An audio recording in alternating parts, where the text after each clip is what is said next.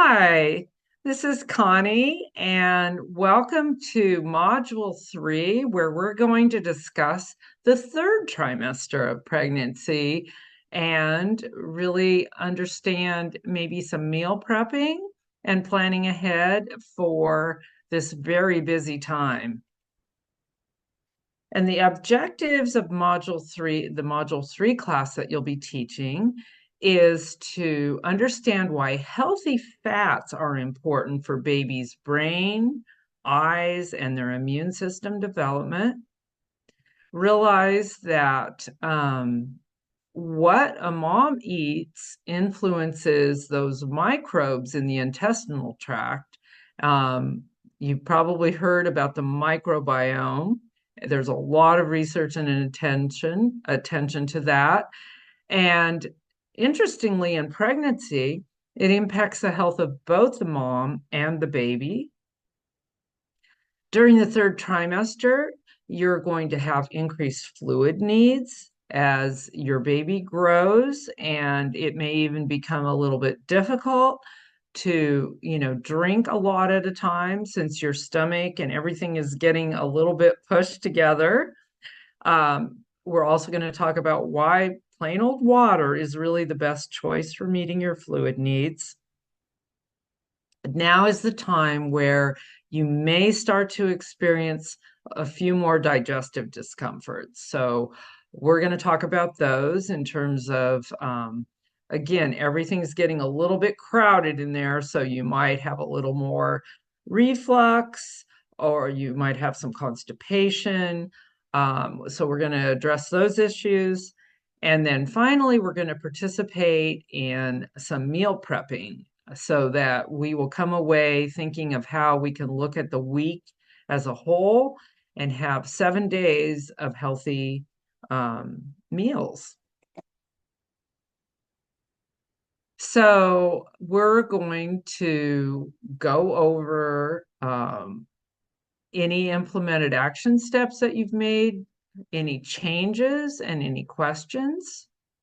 We're going to encourage you and remind your participants that now their babies will fully develop their brain, their eyes, their bones and organs. Everything is, you will have a fully formed human by the end. And again, passing out a note card, these are the things to write down. What has surprised your participants during their pregnancy? Everyone goes in, especially your first pregnancy, with a preconceived notion of what it's going to be like or an anticipation. And even if it's your second or third pregnancy, sometimes it's very different, pregnancy to pregnancy. So anything that surprised them, we're going to talk about whole grain foods, and you might need to give some examples. In my teaching, um, throughout my career, I've always noticed that people will be a little puzzled. They don't always, beyond whole wheat bread, they may not even realize some of the whole grain foods. So examples might be oatmeal. Oatmeal in all its form, even instant oatmeal, is still a whole grain. Quinoa is always a whole grain. Um, Brown rice as opposed to white rice is a whole grain. Most corn tortillas are made from whole corn. Polenta is usually, or grits, is often made with whole corn. And there are many others too, ranging from barley to wild rice, and the list goes on. There's also ancient grains such as sorghum, amaranth. So giving them some examples of whole grains beyond just whole wheat bread, which whole wheat bread is fine, but there are many other whole grains as well. And whether or not asking them if they have experienced any of the indigestion, stomach issues, heartburn, reflux, constipation. So let's get into the healthy fats. Um, It's a big word, but DHA, we see often DHA, the initials, without knowing. It's docosahexaenoic acid, and it's just a form of fatty acid known as an omega-3 fat, and it promotes the optimal development of a baby's eyes, brain, and immune system. A lot of the research done with visual development and the retina was even done at OHSU many years ago and led to infant formula being fortified, and also prenatal supplements often have DHA. But beyond just eyes, brain, immune system, there's a lot of important roles that DHA plays in the developing baby and even through the first 2 years of life. High concentrations are in the cell membranes of the brain and retina. Newer research points to the risk of preterm birth, and it is actually lower in women who take in higher amounts of DHA. So we want to avoid preterm birth as much as possible. We want that baby to stay put as long as they can, as close to the 40 weeks. We know that that is going to be a better outcome. So higher amounts of DHA may be helpful for preventing preterm birth. The best sources include fatty fish such as salmon, trout, herring, mercury safe tuna. Not all tuna is recommended, but mercury safe and sardines. And we'll talk a little bit about those. And many prenatal supplements now contain DHA. So I would really recommend, especially if you're women, if the participants aren't real big into seafood, it's important to take the prenatal supplements. If you have participants who are vegetarian, the vegetarian sources include any of the supplements derived from algae, as well as flaxseed oil and walnuts, which are converted in the body to DHA. So there are sources for vegetarian as well. So I really encourage you to click on this link. And this is just a great chart in, communicating that safe seafood. It even gives serving size guidelines. So, a serving is 4 ounces, which is about the palm of your hand. Ideally, you're eating 2 to 3 servings a week from the best choices list, which are lower in mercury. And even for your children later on, it's important for them to continue to eat that as well. If you're breastfeeding, and we'll talk about that in the next module, you will also pass DHA through your breast milk. So the best choices are going to be much lower in mercury. And you can see the tuna listed there. It would be your canned light, such as chunk light. So the chunk light tuna, which is also more affordable, is much lower in mercury. Salmon is a common fish that we eat in the Northwest. And because it's a younger fish, is going to be lower in mercury. In general, the high mercury fishes are going to be the big old fish. So you want to avoid, and during pregnancy, no shark, no swordfish, no big eye tuna. Those are extremely high in mercury, and that can accumulate in the baby's brain. So we want to definitely avoid those. The good choice list is somewhere in between. So you can have, 1 serving a week from the good choices list, whereas the best choices, are much lower. So you'll see there things like halibut are a little bit higher, and also albacore tuna and yellowfin tuna. So those two types of tuna are going to be a little bit higher in mercury. And if you do eat those once a week, as opposed to 2 to 3 times a week, if you pick the chunk like tuna. So this is a helpful list. It is updated from time to time. So it is on the FDA site, and it's a joint effort between EPA and FDA, and they do update it from time to time. So I would check on that because it is so important that it's important to get seafood, but it's important to get safe seafood. And that brings us to another way that we can, really shore up not only our own immune system, but also the immune system of your developing baby. So, in addition to all the cells of our body, we have trillions of little critters that live inside of us. And that sometimes it sounds a little bit gross, but these are actually very beneficial. There's a large community of bacteria, viruses, fungi, and parasites that reside in our intestinal tract and are known as our microbiome.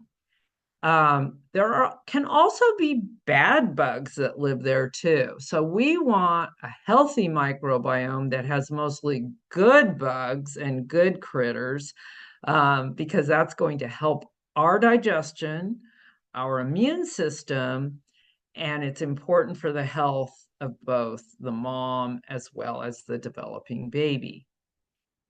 How do we get a healthy microbiome? So what's interesting, it's the same advice that we've been talking about pretty much this whole program, this whole curriculum.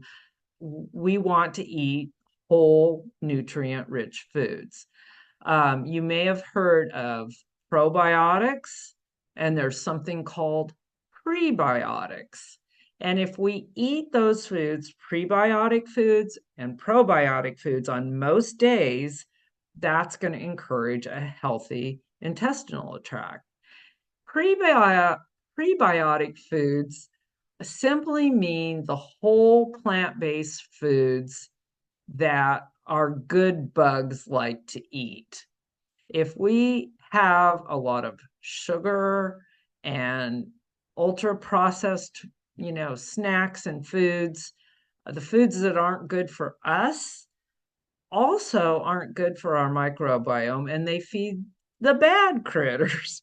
So it's really easy to remember the foods that are best for us are also best for the good bugs.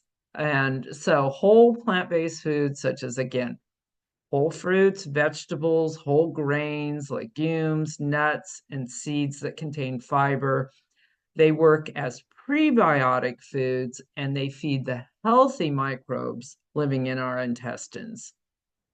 What are probiotics? So, probiotics, on the other hand, actually contain living organisms. So, fermented foods have living organisms in them. And one of the most common examples is yogurt. Yogurt is a cultured food. And if you look at the label, most brands of yogurt will say includes live and active cultures. So the live and active bacteria are in there, and some of the yogurts even will list them all out in their big long, uh, you know, lactobacillus and bifido and all these long words. So you don't need to remember all of those. In addition to yogurt, there's kefir, kimchi, miso, sauerkraut. Those are all, fermented foods. And breast milk itself, we're going to talk about next time. And it actually is a source of healthy bacteria. And we'll cover that in module 4. So that's how to keep a healthy microbiome. And it's a really fun and interesting area of research that is evolving. in terms, I get asked a lot of times, should I take one of those probiotic supplements?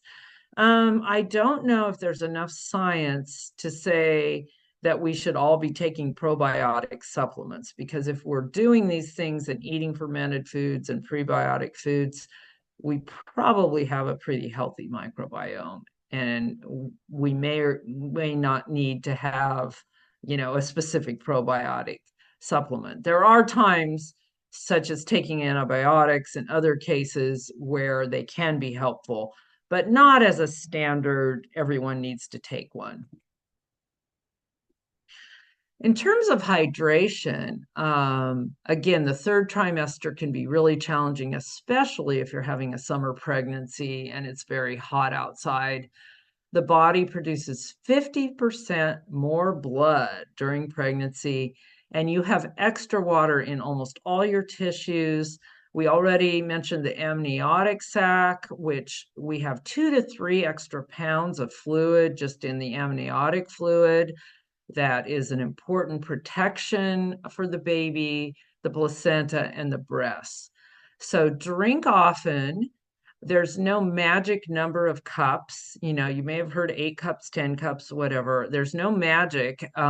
Drink often and check your urine. That's really how to know whether you're hydrated or not. So your urine should be light to clear in color. If it starts to get dark yellow or strong smelling, then that means you are not drinking enough. The first morning urine when you get out of bed is often concentrated, but once you start to drink and as the day goes by, your urine should turn light to clear in color. And that's how, again, that's the best way to know that you're hydrated. And instead of just drinking, downing one big, large water bottle at a time, sipping throughout the day is a better strategy.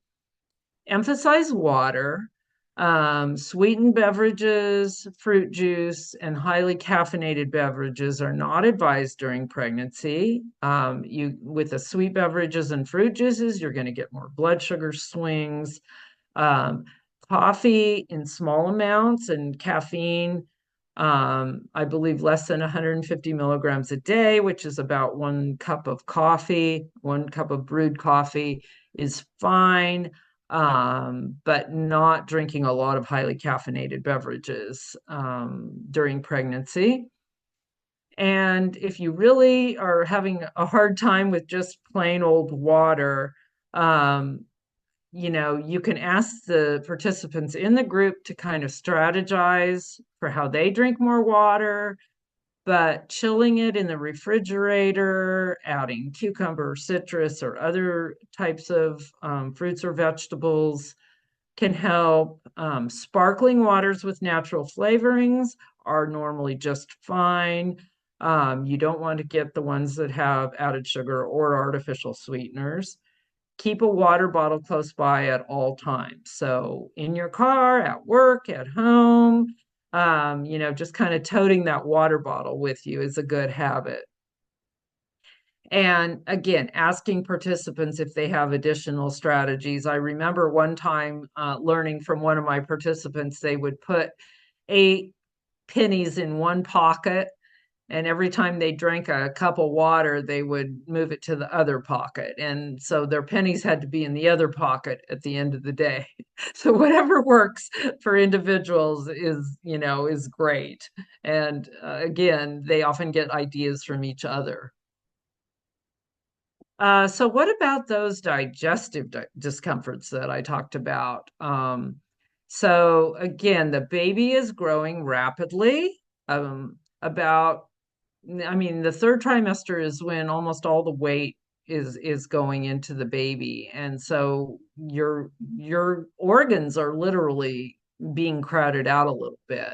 And heartburn or reflux kind of refers to what is happening when the food is being pushed up from the stomach into the lower part of the esophagus, and it can be very, very uncomfortable. Just a really bad burning sensation.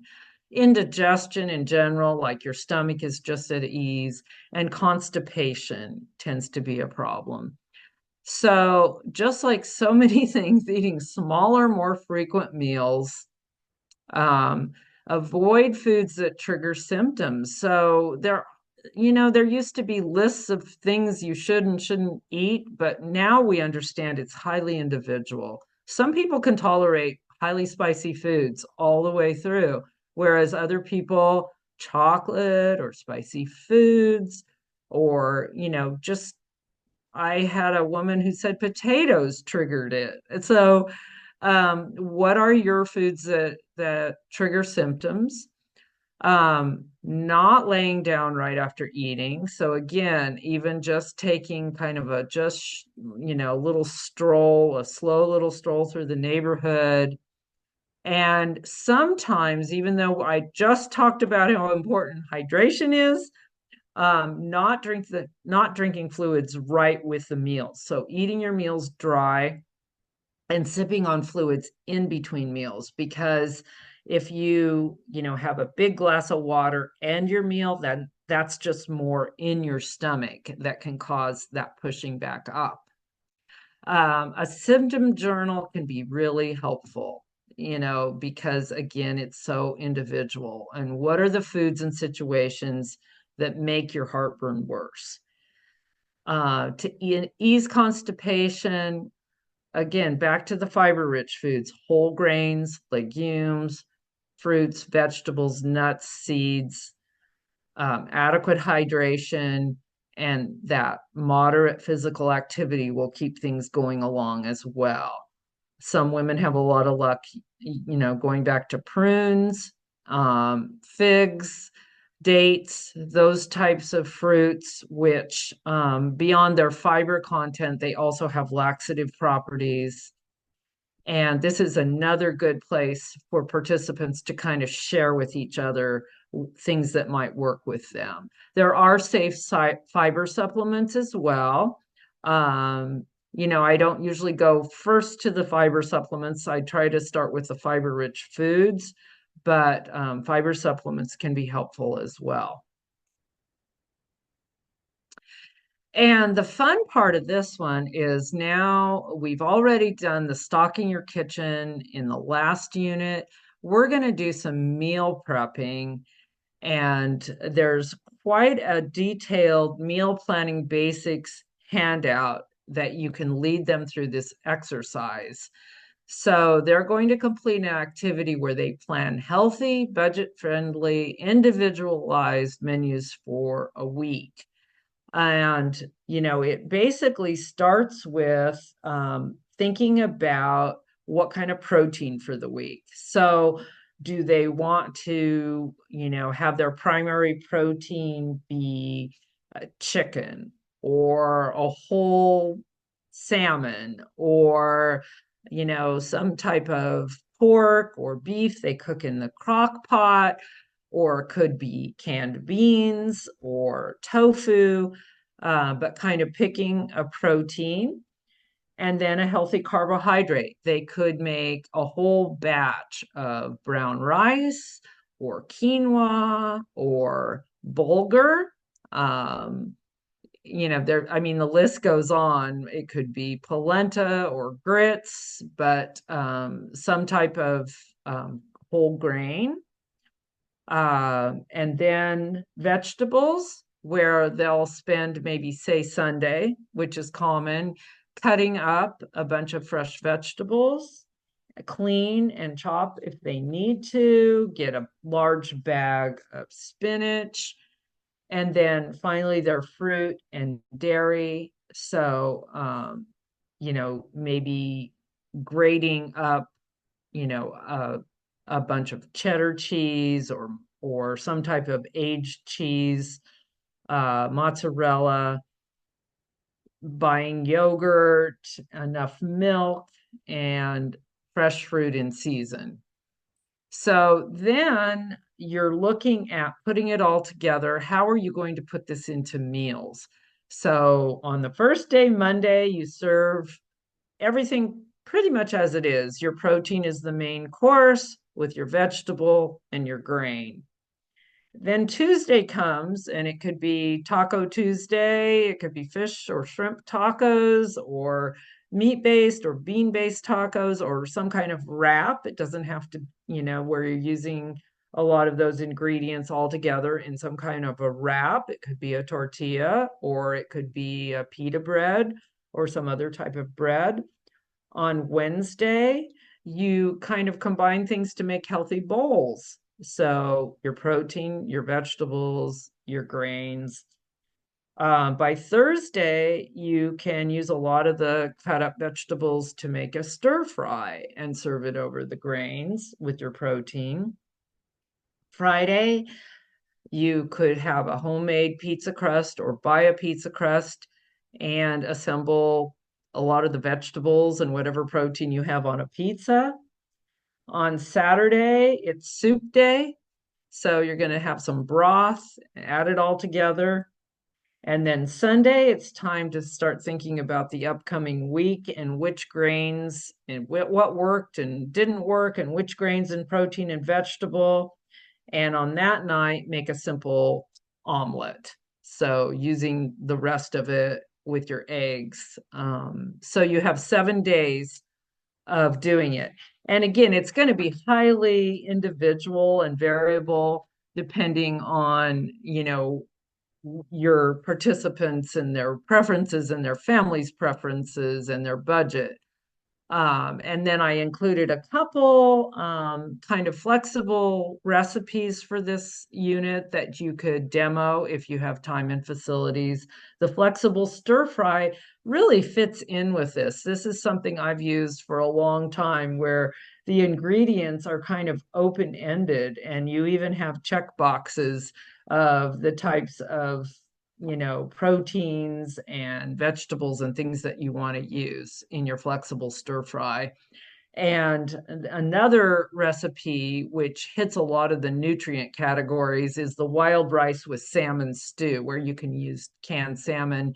That recipe comes from the Food Hero site, which I love, foodhero.org, which comes from Oregon State University Extension. And it's a great resource for all kinds of budget-friendly, really healthy recipes that will give you a lot of incentive.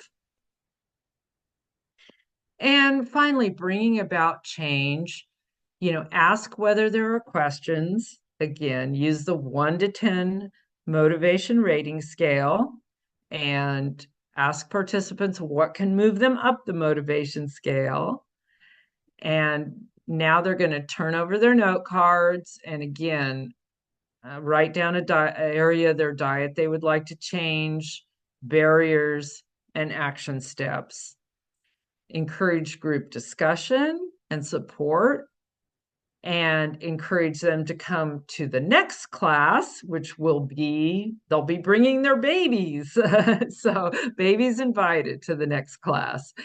And just an example here, a participant is really into this meal prepping and planning meals, but they're worried they might be tired. They might not have enough time. They don't feel like they're good at planning or affordability. So they could start with just 1 or 2 days of meal planning and prepping, ask their family members or friends for help, and use some of the guidelines provided on the handout. So baby steps, little changes become bigger changes.